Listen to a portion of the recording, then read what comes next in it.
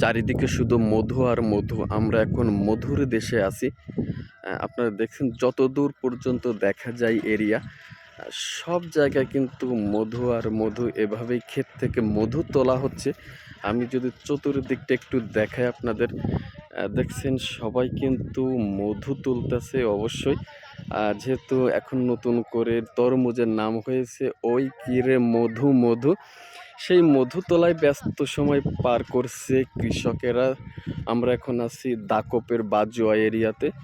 দেখছেন সবাই কিন্তু ক্ষেত থেকে তরমুজ তুলছে। এই তরমুজগুলো বাংলাদেশের বিভিন্ন প্রান্তে চলে যাবে।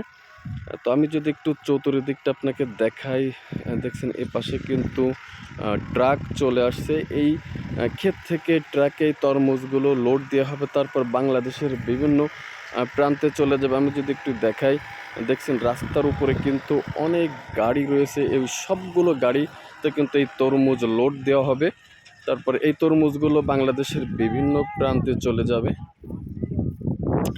দেখছেন কৃষকেরা কিন্তু ক্ষেত থেকে তরমুজ তুলছে। এবার গত বেড়ার থেকে, অন্যান্য বেড়ার থেকে এবার তরমুজের ফলনটা বেশ দারুণ হয়েছে। এখানকার কৃষকের সাথে কথা বলে যেটা জানতে পারলাম, তারা খুবই খুশি এবং তরমুজের সাইজগুলো কিন্তু মাশাআল্লাহ বেশ বড় বড় সাইজের। এবং আপনারা দেখছেন যে সবাই কিন্তু এখন মধু তুলতেছে ক্ষেত থেকে, যেহেতু এখন তরমুজের নাম হয়েছে মধু। এই তরমুজগুলো এখন ট্রাকে লোড দেওয়া হবে। তো যাই হোক, সকলে ভালো থাকবেন।